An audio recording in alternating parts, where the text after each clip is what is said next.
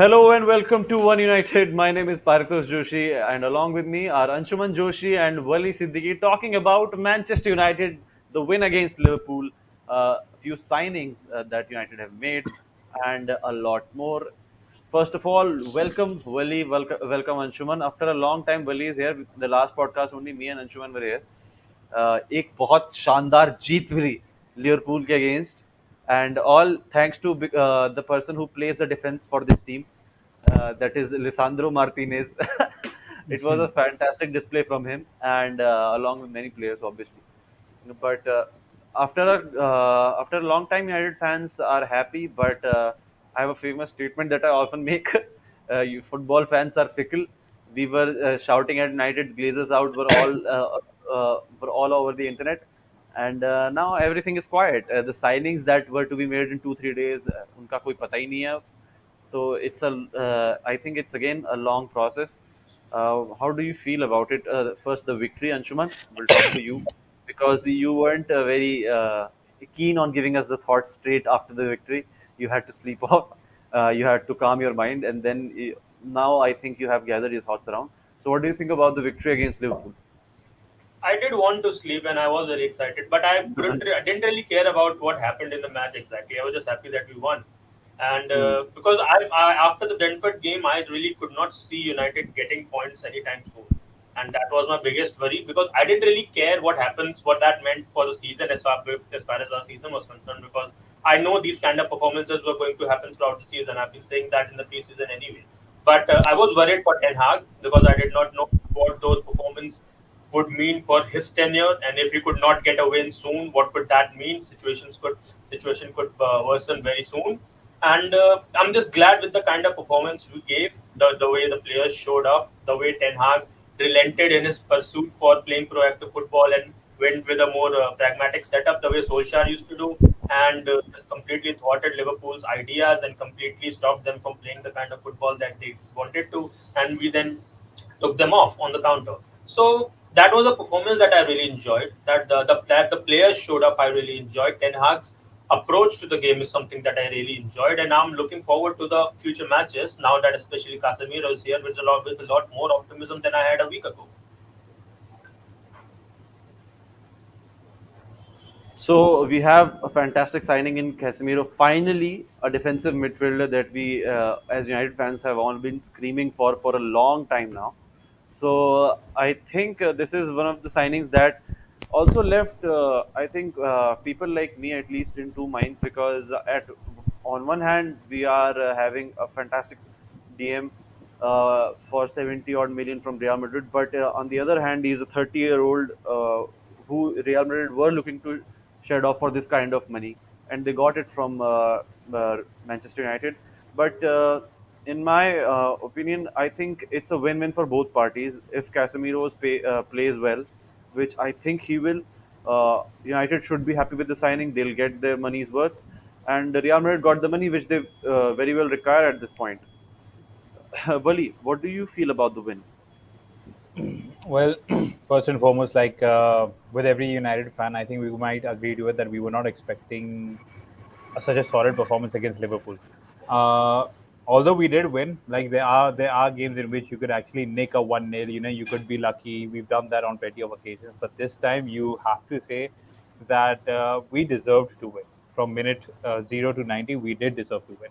Yes, there was a scare towards the end, but in spite of all that, we talk about game management. That was top notch towards the final 5 6 minutes. And even if you look at the way that we started off, it was the intensity was high, be it from Marcus Rashford, Anthony Elanga, Bruno Fernandes, our midfielders. By the way, this has been like our finest defensive performance that I've seen in a very, very long time. The back four looked coherent, they looked cohesive. The way that Rafael Varane and Lisandro Martinez were all over Liverpool's attack was amazing to watch. The way Malaysia pocketed Mohamed Salah, and this is his first big move to a big club. When we talk about the English Premier League, the way that he pocketed Salah, he was completely invisible. Although he did score a goal, and even Diego Dallo attacking intent was there. The way that he handled Luis Diaz on certain occasions, that was top notch. Uh, I was, you have to give credit to Ten Hag because after that 4-0 mauling, and then even if you look at the interviews that Gary Neville and Carragher had done with him before the Liverpool game, you could see that the man was under immense pressure. The eyes were on him, and we've seen this picture plenty of times. But he got a response from the players. The players are playing for him. They're playing for the badge. You could say that Casemiro's addition is a welcome addition. We needed a defensive midfielder, but at the same time, we have to question our owners once again, because if it's taken them more than 3 months to eventually say that we're not able to sign Frankie De Jong, it just took them a week to sign Casemiro. So if they want, they could bring in players as per the fans' convenience, as per what the manager requires, but they choose not to do it, which is why the fans have been frustrated for a while. And although you could say that the Glazers out movement has been silenced to an extent, I honestly feel that this season is going to be a little different. I feel that every home game, there's going to be immense pressure on the Glazers, and in spite of the result. And yeah, I'm really happy, ecstatic that we performed we performed this fine. We have it was men against boys, you could say. The way that we performed, it was as if like we were playing like actual men after a very very long time. So good on Eric Ten Hag. I hope he builds on this. The next game is against Southampton, which is actually quite similar to Liverpool's approach. I hope he get the 3 points over there as well. And all I have to say to United fans is that this season is going to be topsy turvy. So you need to manage your expectations. There will be games in which you will put in solid performance. There will be games in which we might lose. There will be draws as well. So we just need to manage our expectations. And like I said, it's the manner in which we win or lose, which is going to determine what we're going to do in the next few years. So yeah, very good result from our end. A fantastic result from our end, and we talked about Casemiro a bit. I'd like to take it back to Wally now. How do you feel about the Casemiro signing for Manchester United? Well, it's to be honest, I was stunned because we needed a world class defensive midfielder.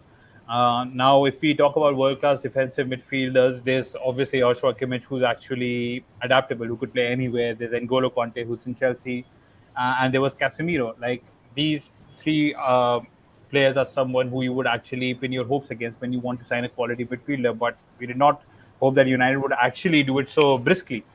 They did it. And although he's 30 years old, I feel for a midfielder, a 30-year-old midfielder, he's basically reaching the prime of his age and he could actually continue for 5 or 6 seasons, if not more. We've seen that with Paul Scholes. We've seen that with Michael Carrick. We've seen that with Steven Gerrard for Liverpool, Sergio Busquets for Barcelona. So I think Casemiro is a very good addition.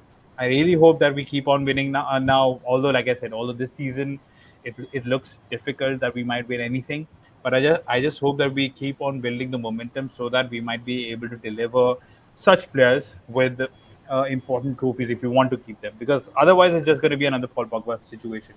In a few years' time, that player will also be going on a free transfer. We don't want that to happen. The players need to deliver for us, and we need to deliver for the players. So Casemiro is a world-class player. Thankfully, he's ours, and now it would be interesting that what combination he goes for. Would it be Casemiro, Bruno, and Fred? Would it be Casemiro, Bruno, or Eriksen? I do not want Scott McTominay right now in my 11. Yes, as a squad player, you can rotate him, but Casemiro has to be there along with either Bruno or Eriksen or either Bruno or Fred. That's how I would actually opt for. So, Anshuman, how do you feel about the Casemiro thing? I had my thoughts on it. I'd like to shed light upon the whole Casemiro signing and how the Liverpool game has changed United's approach in the transfer market from just before the game. Well, my thoughts, first of all, regarding the Casemiro signing is that this is not a move that would have happened had we not lost to Brighton and Brentford with an aggregate scoreline of 6-1. So this is and which is one of the reasons why this move cannot be compared to Frankie De Jong. First of all, because those are two completely different profile of players. The situation is completely different because Frankie De Jong is a player that does not want to come. Casemiro, whatever the incentives were at the end of the day, wanted to. So that is the fundamental difference right there. So we cannot blame that on the Glazers because they are more than happy to put the money upfront, and the player does not want to join. So it's not something that we can control. We have discussed this before. It's not in our hands. So and he's not exactly in this going to play in the same position as well. So even though Casemiro arrives, and if theoretically Frankie De Jong were to arrive tomorrow, he will immediately become his partner in the midfield. So again, same thing. Two completely different players, different profiles, and different circumstances. So Casemiro, was not hinting at wanting to leave Real Madrid. Real were not interested in letting him go. He's 30. He's the youngest of the three midfielders when you consider him with Toni Kroos and Luka Modric. And it is like you said, Paritosh. It's a win-win situation for everyone. United get a player that immediately improves them in the short term. Real Madrid get amount for a player that they could not have envisaged, given the kind of player he is, given the age he is at. And Casemiro gets double his contract. He had 2 years remaining at Real. Now he has a 4-year contract with significantly higher wages. His wages are somewhere around David De Gea's 375K a week, so it's a good contract for him. It's a win-win for everyone. And Real Madrid is going to be slightly tricky for the time being because they have immediately lost a player they were not planning to replace. But since they already have the likes of Aurelien Chouameni and Eduardo Camavinga, the transition for them will be tricky, but it will not be too hard. So I think they will be fine in the long run. As far as we are concerned, the thing that we need to remember is that, like I said in the beginning, this is a signing that came out of desperation because Frankie De Jong has not happened. So we need a big win in the transfer market. We needed a marquee signing. So this is it. This is our marquee signing now, and this is the position that we have been crying out for at least past 4 years. Like we've been crying out for a defensive midfielder even before Solskjaer arrived. So that tells you how bad United's recruitment has been. Now, this is an expensive gamble. There are no two ways about I it. think a 70. CDM. I think a CDM was needed ever since Louis Van Gaal was here, because after No, Louis no. Van Gaal left, I say why. Because United. This is not the first time United have bought a player who's in his prime years about to drop off for a very expensive price in hopes of recruiting better in the long term. Because that's the exact same thing they did with Nemanja Matic when he was announced when he was just turned 30. He was signed for like 40 million and he was given a 4-year contract. And the idea at the time was, okay, the first 2 years he'll be the first choice defensive midfielder, and in time we'll bring on some young legs, and then he'll help them transition the way Fernandinho helped Rodri transition into the midfield for Manchester City. So that never happened because first season Nemanja Matic played brilliantly for us. We ended second in the league. However far we were from Manchester City, we ended second. That was a good season. But after that, we never really replaced him, and he stuck around for half a decade. Nemanja Matic did. But towards the end, his legs were gone. He could not sustain 60 game seasons, see the match in, match out, and we never really managed to replace him. We never really managed to bring someone else in who he could help transition into the team. So that is on us. That's not on Matic. So this is the exact same thing that we did 5 years ago, and this is the exact same thing that we have done now. The only salient difference is that now the hierarchy is different, and that is the only thing that we can hope at this point. That while hmm. Casemiro's signing immediately improves our midfield, the only way it pays off in the long run is if we learn from our mistakes of the past and we buy another player. The way I'm looking at it right now, come summer 2024, United need to be in the market for another defensive midfielder who's slightly younger, in the 20 to 25-year-old, because Or in even this 4-year contract, Casemiro's role as a first team player should not be considered beyond the first 2 seasons. Now, he can turn out to be brilliant, like Wally pointed out, players play well into their 30s these days. So he can turn out to be an incredibly good player at 35 as well. But that is speculation, and that is speculation that United should that is not still be a relying question mark. upon. That Yeah, is a you, question they, mark. Yes. yeah, they should. As far as they are concerned, they should look at Casemiro and tell him, look, the But first 2 years you don't you are the think? guy in charge, and yeah, please go on. Don't you think that not even 2024, they should be doing it as soon as the winter season transfer window hits, or the next summer? They could be buying a very young CDM, a progressive CDM, who is under the lights, who is still not known, because we went after Orleans Tchouameni almost 6 to 7 months before Real Madrid did, but because of the state that we are in, we weren't able to give him a proposal that he would seem that will look lucrative for him, and that is the reason we have lost out on a great player. We did Mhm. the same with Kamavinga, and both of them have now uh, played brilliantly in the past few games for Real Madrid. We are seeing that Real Madrid have already replaced their aging out midfield, and they are looking brilliant at the moment. So don't you think we should rather look for these young players? Because I think there is a centre back that plays for Real Sociedad, if I'm not wrong, no, or Atletico Madrid. I'm not sure. He's 18-year-old, and he's been just looked upon right now. He still has a very comparatively lower transfer fee, as his release clause is around like 40 million euros or 30 million euros. I'm not sure. So that is comparatively cheap, because if he develops for 2 3 more years and somebody else comes calling, he'll go for 100 easily. So United, don't you think United should be looking for a CDM, a young CDM, as soon as possible, given the next transfer window or the next, and maybe loan out him to a league where he can develop for 1 or 2 years? Well, the thing with that argument is that we are expecting United to have a coherent recruitment system, which we know that they don't have. Because if they But did Eric Ten have Hag that, is we saying, wouldn't be in this situation where we'd be having to buy Casemiro for 70 million when he's 30 years but old. So, uh, Eric, which is why I didn't say that we should immediately next summer. I'm expecting United to go for the younger defender, which is why I said it gave a 2 year window, because United's new hierarchy also need to set up a new system in place that can work in tandem with the manager to bring him the right kind of profile of players he wants. Because let's be honest, Casemiro isn't exactly the kind of defensive midfielder that he would want. He's not a bad passer of the ball, but he's not the kind of exactly the profile that but Ten he Hag is would have not. wanted. But he is not Cruz. He's not Xavi Alonso for you. He's not, and he He doesn't is. have to be as well. He was never Tony Cruz for Real Madrid either, because they had Tony Cruz. He's a So, destroyer, and basically. also we have good ball playing players in our team as well. Christian Eriksen is also a very good passer of the ball. Bruno Fernandes is a good chance creator, and Do I you think think what it does. this? Do you think this signing also phases out the McFred thing, because now Yeah, yeah, more and more that is games, a point I really more and wanted to more address. games, Yeah, more and more it's a games very would important feature point. Eriksen and Casemiro. I Yeah, think more and and more games would feature the Casemiro and important Eriksen. reason for that is McFredge, both McTominay and Fredge have been playing for a lot of seasons in a position that is not their exact profile. Because both of them are number eights. Both of them are box to box midfielders. They have their pros, they have their cons. They're different players in their own right, because one's 5'7", the other 6'4", and they have their different skill sets and everything. But neither of them is a defensive midfielder insofar as neither of them can play as a number six, and neither of them prefers to be the defensive side of a defensive pivot. And last season, towards the end of second half, we saw Ralph Ragnick asking Scott McTominay to be the defensive side of the fresh pivot, which was again problematic, because that is not what McTominay can do. He cannot hold his position.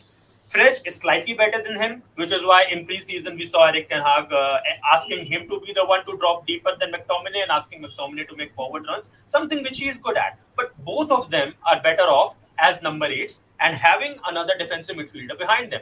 Now we have Casemiro, so it frees up Ericsson. He does no longer needs to play that role as a regista. That doesn't work for him immediately. Now he doesn't need to play 90 minutes week in week out either, and it frees up Fredge and McTominay to play advanced roles in situations that they are good at. Now, if United are playing someone like Leeds United, Marcelo Bielsa's Leeds United, that are heavy on man marking, in those situations you will have greater chances for fast transitions, and in those situations McTominay will come good for you. And Fridge is slightly better on the ball than McTominay, not greatly, but slightly better on the ball, and he has the chemistry with Casemiro because they play well for Brazil. So immediately I'm expecting Fridge to be the attacking part of the defensive pivot that will be joined with Casemiro. So I think immediately there are a lot of solutions appearing, a lot of compromises that Ten Hag will need to make as well, because this is like I said, this is not immediately his kind of player.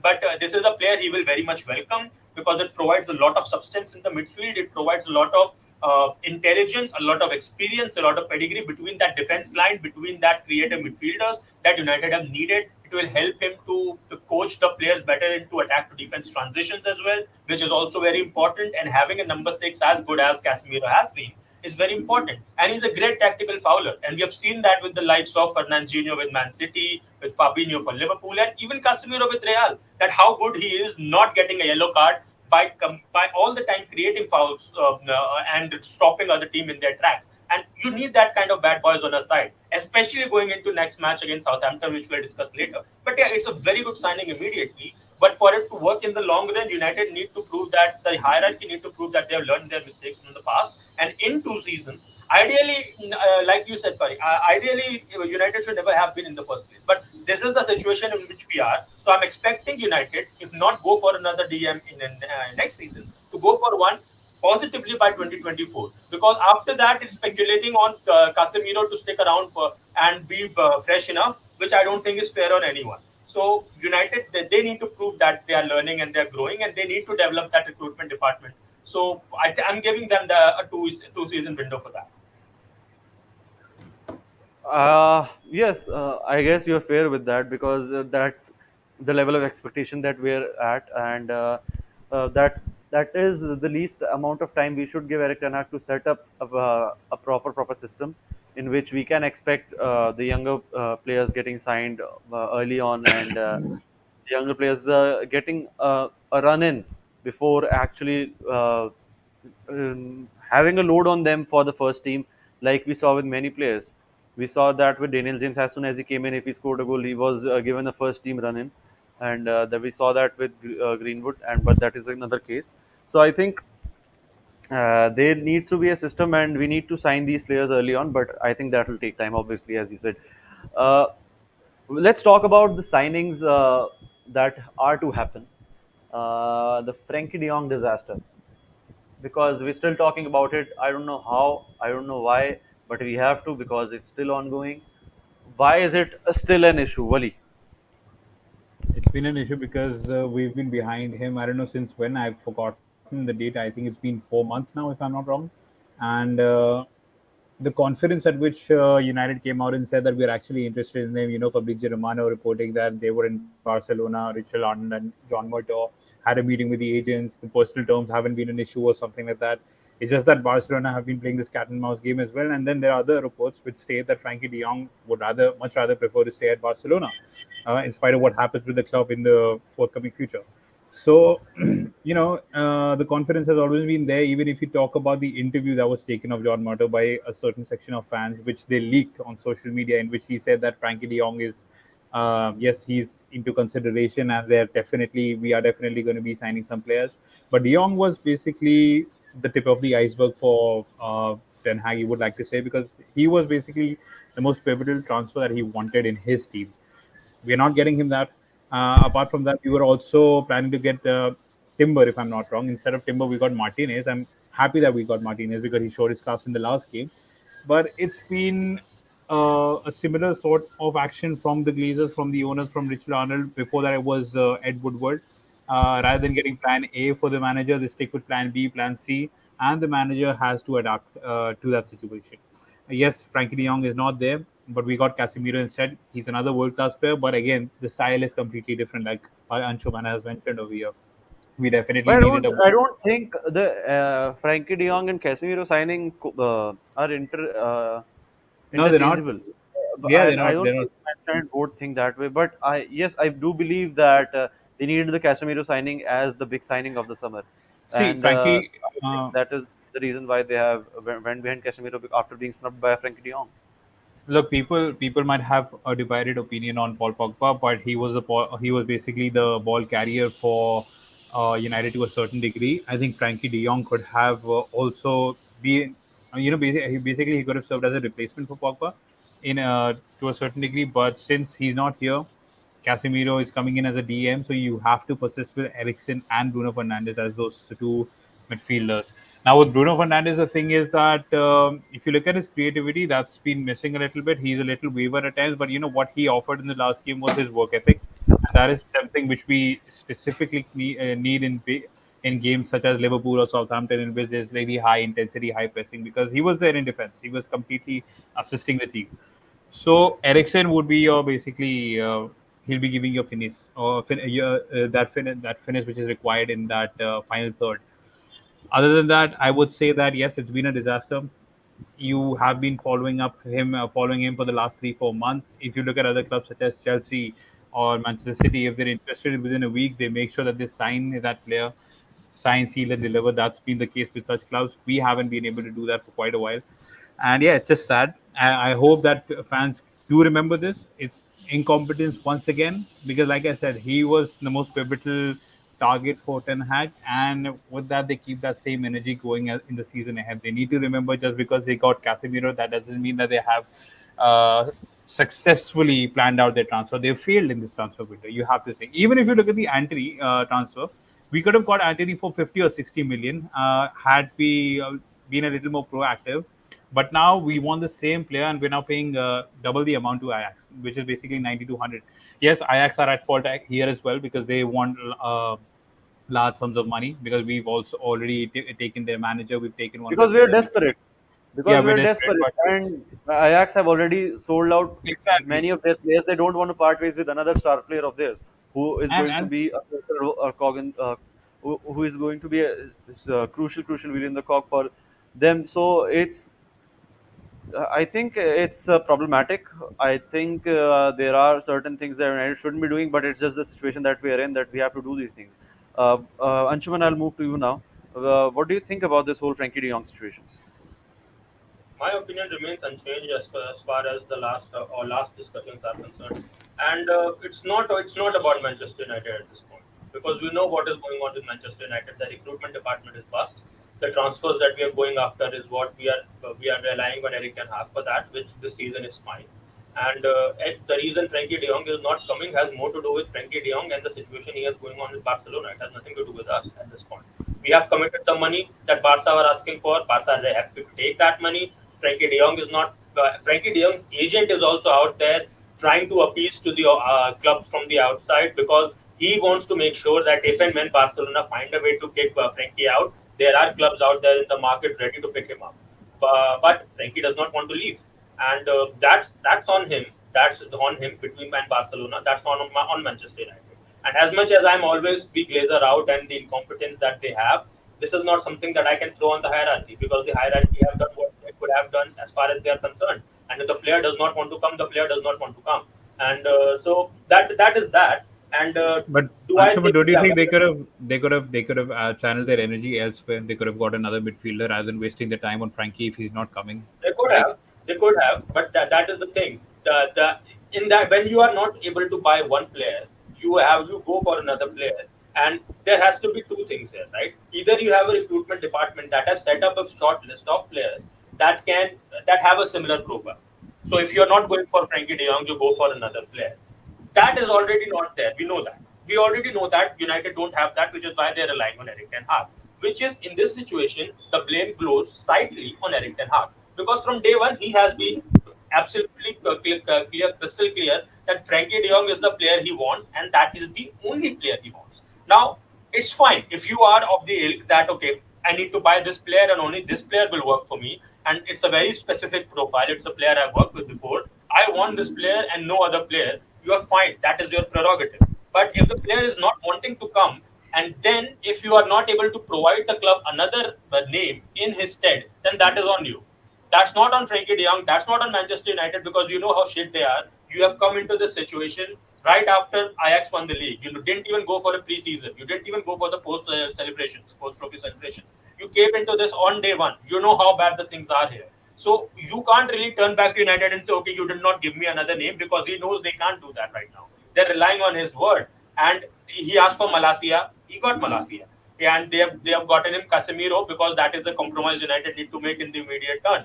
Now Frankie De Jong is not coming is between Frankie De Jong and Barca, and that Ten Hag does not have another name in his mind is on him. So I this is think something that we have to say about that this is I more about yes. Eric Ten Hag at this point. Yes, it's on Eric Ten Hag a bit, but it's also the smartness of Frenkie de Jong and his agent. They constantly kept United on hold. They constantly kept Ten Hag on hold because they wanted to lure the money out of Barcelona. If he got, do you think if he got the money, if he got his contractual situation sorted, would he not come to United with the financial mess that Barcelona are finding themselves in? If I don't just in think case, so. I don't think so because the I reports that are coming I out of think I think yeah. Frankie De Jong didn't want to come to United because, firstly, there's a UCL tag, and that is a major thing. There's also the fact that was his childhood dream, and also the fact that he had like 70-20 odd million stuck in the contractual situation that are to come after this year. And maybe we can say, oh, 100 million transfer, 20 million, what does it mean to him, and this and that. But the 100 million transfer goes to the, there are stages to it. It goes to the club, it goes to various other sources. The player is not getting that money. His hard-earned money is his hard-earned money, and he doesn't want to part ways with it. I think that's a major situation, a major factor which we are not counting in because he is human. Because the footballers are expected to be ultra rich because they are paid really well. We forget that 15-20 odd million is a big amount, even because he's a 24 year old, I think 24 25 year old 25. Yeah, max to max. 24. Correct, correct. So 25. he's still very young. He's still very young.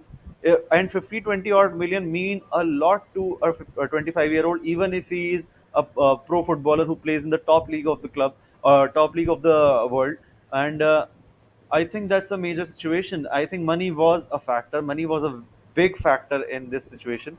And it's also the smartness of his agent to be constantly linked with Manchester United so that they could put Barcelona back into a corner, which they had done to Frankie de Jong. Because from all the things that were coming out, it was clearly stated that Barcelona want Frankie de Jong to cut down on his wages, to let go of the deferred wages that are to come in the next by the end of this season.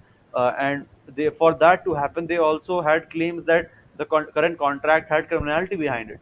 So I think money is a big issue here, and there are various parties to be blamed, and Eric Ten Hag definitely is one of them. But there are other factors Plus, to it as well. That's plus what I think. United, he has made it pretty clear that he does not want to come to United.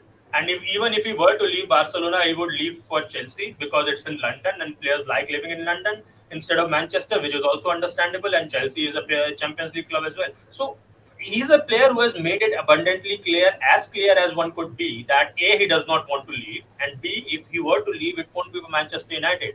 Now it's incumbent upon people at Manchester United to move on and find different avenues. They don't have those avenues, so we are stuck with this saga, which is why this has stretched on, and media is eating it up because, of course, they are. It's Manchester United, so there are a very or understandable situation. But my opinion on it hasn't changed. It has nothing less to do with us and more to do with what he has going with Barca. Okay, I think that's it for the Frankie De Jong thing. We've talked about Anthony a bit, and we'll talk about the Manchester United versus Southampton game now, which is on 27th, that is tomorrow, and we'll talk about it. I'll ask Wally first. Who do you think are going to start for United? Because Cristiano Ronaldo is a big question mark still, and that is also a situation. How do you feel about this particular game? Because we are coming on the back of a victory against Liverpool, but Southampton are a tricky opposition at the moment.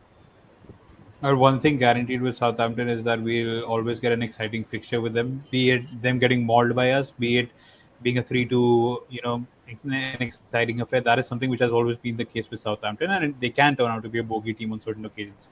But yeah, for tomorrow, I think it's going to be similar. It's going to be a similar lineup to what we had against Liverpool because, like I said, they're another team that actually press high, and we also need certain players who will be first and foremost, the back four has to be similar. I feel.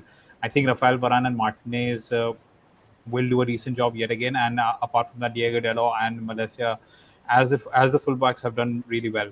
Uh, David De Gea, of course, he's going to be there. No other option. And then even if you look at the midfield, David De Casemiro Gea is will. also a player I want to talk about, but I think we'll talk about him later on Yeah, we'll talk after the about him in after this. South Yeah. So after the like Southampton game, because one game is not the correct criteria. We should be talking about him.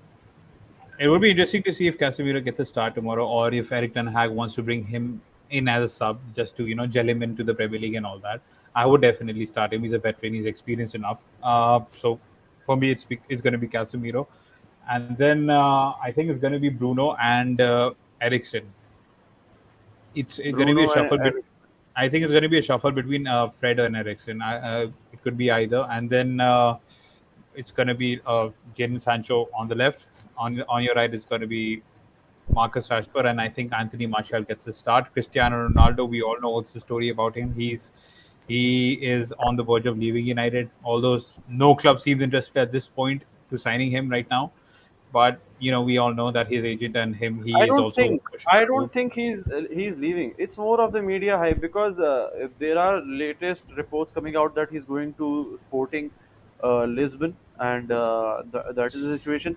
But See, he came out and himself stated fake on a report on Instagram. He commented under a post where it was stated that he's going to Lisbon and stuff like that.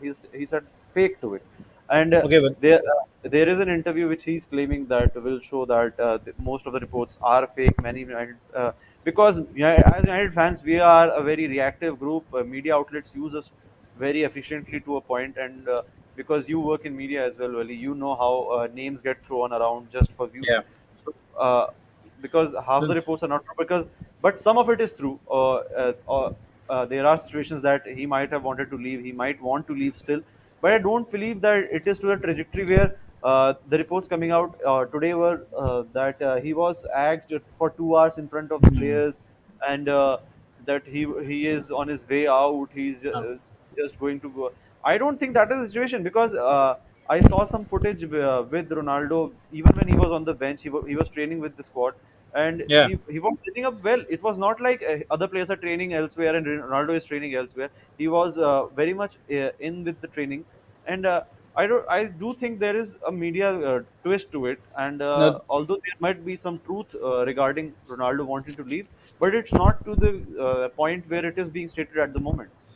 look, he does want to leave because if let's all be honest, if we all were in Cristiano Ronaldo's shoes, if had we won it all, had we won the Ballon d'Or, the European Championships, and all, we also wanted to move. We would have also wanted to move towards an ambitious club towards the fag end of our career, just so we could sign off in style. And that is exactly what he wants to do because he knows Manchester United are not as serious, and this is now a rebuild. It's going to take time for United to get back up again. There's a high possibility that they do. There's a high possibility that they don't. So he doesn't want to waste his final few years of year. And even if he does stay, I think the likeliness of him staying is quite high now. Uh, but the thing is that Eric Ten Hag does have him in his plans. It might not be as frequent as probably Solskjaer or Ralph Ragnick did play him. I think we might get to see a rotation between Anthony Martial or probably Elanga on certain occasions, or maybe even Rashford starting as a centre forward. So that's going to be the key. And I think although I am a big Cristiano Ronaldo fan, I'm also a big Anthony Martial fan as well. So I just Mhm. know that Martial is someone who Eric Ten Hag does like, and he did have a good impact on him as well. So if we talk about the game against Southampton, I think Martial is going to start tomorrow. Uh, he did look sharp in the previous game, and it's going to be a tough game. And I'm not sure about the result. It's just that I just want to see a really good positive approach from our end. Still a prediction. A prediction. Prediction, I think. Okay, I'll go with 2-1 once again. I'll go with 2-1. I think it's going to One. be 2-1 win for United. And Okay. the other thing is that, although even if we do lose, Okay. In the it midfield, should if Casemiro doesn't start, who will start? If Casemiro doesn't start for you, it's gonna be the same then. McTominay, Bruno, and Ericsson. So McTominay is going to start okay. as your CDM if Casemiro doesn't And start. So yeah, If Casemiro starts, Ericsson, Casemiro, and Bruno. That, I that's think what you so. say. That might be interesting because I want to see like what he does with between the Ericsson and Fred equation because uh, they're both a little different. Ericsson is defensively he does offer more. Sorry. Fred Fred. defensively he does offer a little more, like from minute 0 to 90. Ericsson, yes, you could say the creative spark is there, but he's like another Juan Mata. Like after 60, 70 minutes, there comes a time when you have to sub him off because he doesn't have the legs in comparison to Fred, who does. So against Southampton, I think Fred might work. I might change my midfield over there. I think Casemiro, Fred, and Bruno might be the way to go. Okay. Anshuman, your predicted lineup, the prediction you have for the game, and who do you think are going to start? So I think Casemiro, as long as he is fit, he has to start because let's not forget last season Southampton versus Manchester United was the second game of our season, Hmm. and it was an eye-opening affair because Hmm. that showed us that tactically the team had not evolved at all, and Hmm. Southampton knew exactly how to get at Manchester United. The overrun us in the midfield, and we barely had any control in the game, and we drew the game 1-1. And that is one thing that we would not want this time to happen. So Casemiro, for me, as long as he is fit, he has to start. That's why he's here. He's here to play as long as he is fit. So he starts. And because of the pre-existing chemistry between him and Fred, I think Fred starts alongside him. And I think it comes down in the midfield between Bruno and Bruno and Christian Eriksen. Now Bruno provides you a lot more industry. Bruno provides you a lot more aggression, but he does not provide you as much pass accuracy as Christian Eriksen would provide. And this is going to be a high intense affair because one thing that Southampton can guarantee you is they are going to be very industrious and they are going Yes. to try beat United in the midfield. And in that regard, you need to have someone like Casemiro who will take care of the position side of thing. You have Fred who will provide that industry. But you need someone like Christian Eriksen to pick out the passes because the spaces will open up for the forward lines in behind. And I think this is a game in which Bruno could start from the bench. I just think that this might be it. If it was on me, I would go with this route. Ten Hag is more than entitled to do whatever he thinks is the right thing. But So for me, give me I the think formation. Give me the formation. my formation would be the 4-2-3-1, the hybrid the Okay. hybrid 4-2-3-1 that Ten Hag has tried out in midfield Okay. in pre-season. So the deep lines, the defensive midfielder in the defensive pivot would be Casemiro alongside Fledge, and the What's the player will difference? be making forward runs and making forward. Get to the defensive. Okay. And midfield is something I wanted to cover. And Christian Eriksen is the one that will be starting. I think Anthony Elanga starts once again because the issue with Marcus Rashford is that when he plays out wide, that is his preferred position. It's fine, but he doesn't track back. And the positive of him playing up front in the Liverpool match was that he was not asked to do the tracking back. He was just Yes. asked to keep the centre backs engaged. He was just Running asked to behind. his wide runs in from the middle, and his was not the responsibility to score goals, which is why he worked on the day. It's not the position he prefers. He tries to make wide runs. He likes to cut inside of the left. That has always been his preferred position, but in that moment it worked. So if Martial is back, I think Ten Hag starting him at number 9, and if Rashford is going out wide, I think Ten Hag would much rather have Anthony Lang on one side and Jadon Sancho on the other. And because Jadon Sancho is working quite well with Diogo Dalot, I think he might start with Diogo Dalot on the right alongside with Jadon Sancho, with Tyrell Malacia, who I think has now overtaken Luke Shaw. Luke And Shaw. we Yeah. can go into discussion into that if you want. But as the short answer is, Malacia is his first choice left back now, as far as I can see. And he will be starting with Anthony Elanga. And I don't think he'll change the centre back pairing for this match. I think both David De Gea and Lisandro Martinez will be there alongside Rafael Varane. It's not that much of a worry for the other centre backs because the centre backs that we have of a varied profile. And slowly, as Manchester United grow as a team, the more possession based we become, the more we and come into matches where the other team, like when we played with Solskjaer, we knew that against big teams we would be able to stand our own because he had an ad hoc plan on the day. But we had issues when the other teams, the teams that really didn't have that kind of incentive, teams that gave United the ball and set up in a low block and asked them to do things. That's when we had no idea. Well, Ten Hag had an idea, has an idea to play possession-based proactive football. So when those matches happen, when those matches occur, and when those teams set up a low block, in those matches we'll have the likes of Harry Maguire and Lisandro Martinez as the two progressive centre backs playing out the back. But this match, I think, because of the energy, because of the enthusiasm of the last match as well, I don't think we'll be changing it for this one. This one also because Southampton is a team that charges at you. So I don't think that this is a match in which bringing Harry Maguire back is something that is important. And so I think he'll stick with Rafael Varane and he'll stick with Lisandro Martinez because that's his commander in chief at the back, and Tyrell Malacia and Diogo Dalot and David De Gea because as Pali has pointed out, we don't really have any other options other than playing him. So yeah, that is my starting line. Okay. Any thoughts regarding the whole Cristiano Ronaldo situation? No, because it hasn't really changed. Like you pointed, the media thing. The media will overblow it because it's Cristiano Ronaldo, because it's Manchester United. So the less Mm. we listen to them, the better. And Mm. look, the salient features of the situation is something that we are already aware of. He wants to leave because, of course, he does. He's 37. He Mm. needs that big shot. He needs that one last hurrah. So he has wanted to leave. The way he has acted out throughout the preseason has made it easy for Eric Ten Hag to drop him, because if he were present from day one, if he had put in his Mm. effort, then it would have been much harder for Ten Hag to say, okay, I cannot bench you.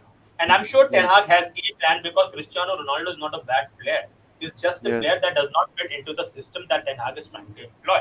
So Yeah. because it was a problem for Solskjaer, he could not bench him. It was a problem for Ragnick, he could not bench him.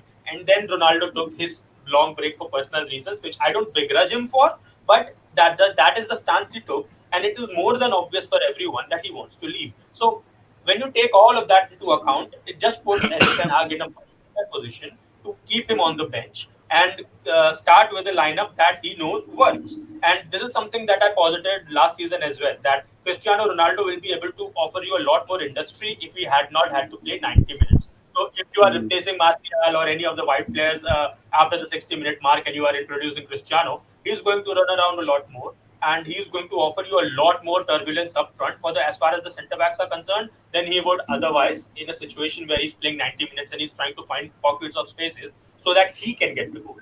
And those Mm. are two slightly different situations. So I think he starts from the bench. I don't. I think the problem for Ronaldo right now is that he's running out of options of Champions League clubs who would rather have him. And for his sake, I hope he leaves because it's better for us as well. Because you know my take on Ronaldo's return at the Yes, club yes, from yes. day one. So Okay, so yeah, as long if I hope he gets to leave. It's okay, looking unlikely as the day goes by, but I hope he gets to. okay. Your prediction for the game, the Southampton game. I think we win 3-1. I Because United in transition are still bad. It Yeah, will take time, so I can see us conceding a goal, especially when James Ward-Prowse is on a free kick. And but yeah. I can see us because our Because midfield looks Southampton slightly are also a overcooked, team. and our performance last match was quite optimistic. The important thing was for me that the players showed up. So basing on that, I think the players have enough energy, enough positivity going into this game that when the chances open up, and they we will have enough quality to bang the goals in, and but we will concede one. But I think we should be coming out victorious. Okay. Yes, I believe my formation is similar to what you guys have said. Uh, what I do have in question is regarding Bruno and Van de Beek. I think Van de Beek, if he's playing well, could come in handy in these kind of games I against the totally forgot team about like him. South. Yeah, I do believe Donny is somewhere in Eric's plan, and against teams like Southampton who do have some kind of tactical astuteness in their arsenal. I believe he could come in handy, but I'll have to wait and see how Donny is used. Because although against Liverpool right now he is not at the level that Eric Ten Hag is using him, because I think as we grow more and more as a possession based side, Donny Van de Beek would come in more handy for Eric Ten Hag. I do believe Donny has some role in this side in a game like Southampton, and I do believe that we're going to concede. I don't want to be too ambitious, but I believe this could be a game that could turn out 4-1 in our favor, or could turn out a 1-0 win for Southampton, because Southampton then again is not a team that will sit back and not attack you. They will try to find spaces for in the United defense as well. They have Hassan Hootel at the helm, who is tactically very much capable of opening up spaces, of recognizing patterns, and of recognizing that United lack in certain aspects. So that could be a position that United could fall back on. But I guess we'll have to wait and see how this game turns out. And I think this game will also give us a roadmap of how United would fare at least up until the World Cup, because we now have seen them performing against Liverpool. We'll get a fair idea how they'll perform against Southampton, because as we saw in the previous games, uh, the faults of the first game week were uh, were very much thought about and fixed in the game against Brentford. Although we made a different kind of mistakes against Brentford, but we considered all our goals in the first 35 minutes, and that doesn't really show the complete picture of the game. We played actually decent. We were not that bad, but it's just that we conceded 4 goals. And the faults of Brentford game were corrected in Liverpool, and how. And if United are continuing in that state, and if they are checking themselves, I think we should be able to get a win against Southampton, but we'll have to wait and see. And I think this game is more crucial in terms of how United will fare. Although the Liverpool game was more of an impactful one in the sense that changing the opinion of the media, changing the opinion of the whole fan base and the other teams. This would rather show a footballing sense to how United are going to fare, at least up until the World Cup. That's what I believe. So I'd say 4-1 or a 1-0 for Southampton, because these two I have my minds upon. Because if we open Southampton up, we have the pace and we have the capabilities to score past them. So yeah.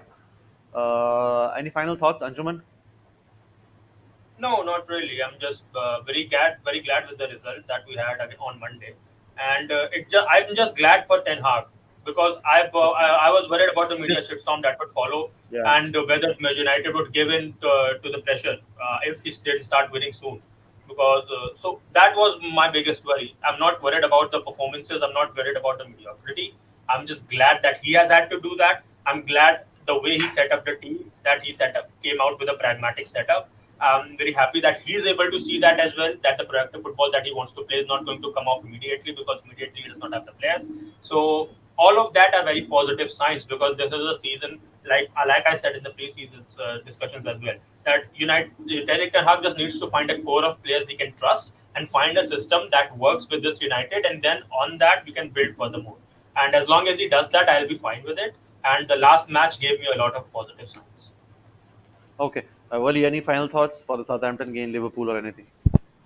Yeah, final thoughts are that I'm just glad that we won the last game, and like we all know, Ten Hag to be a progressive manager. All right, but like Anshuman said, that the way that we actually approached the game, when we did not have the ball to our feet, the way that we were actually defending was also nice to see, because like we've Fighting seen for the Ten shirt. Hag. Players were fighting for the Exactly. shirt. That's good to see, yeah. We've seen Ten Hag making several calls that we need to be attacking, we need to have a positive approach and all that. But he knew the threat that Liverpool had, and he respected that, because of which we ultimately won. Because we were defensively astute as well, and when it came to defense, we defended. We did not, want to just completely overload their box and go for the attack, go for the kill and all that. They respected Liverpool, which is why I admire Ten Hag. He's also managing expectations for tomorrow's game. I think it's important that we build the momentum forward. If we win tomorrow, I think we can see a series of wins going ahead. The humbling at the beginning was necessary. I think it was a blessing in disguise, not just for Ten Hag, but for the whole Lesser fan base. pressure as well. Lesser pressure Exactly, as well. for the whole fan base in general as well, because now, like I've been saying, they've been quite woke about what's been happening behind the scenes. They're adding the pressure on the Glazers. Ten Hag also needed that humbling. Now he's slightly changed his approach. I think the Casemiro signing could turn out to be pivotal, because of which we might be able to play more progressive football. Let's just wait and watch. I hope we build on the win, and it's very much possible. If we win tomorrow, I think we might, consistently put in some good performances going ahead. I was talking about this with Anshuman in the first two games when we lost. We recorded, buddy, you were outside the country. I Hmm. said this, that I think this is a blessing in disguise that we have lost two games and we lost 4-0 to Brentford, because at least people are not expecting us to win the Premier League from now Yeah, on.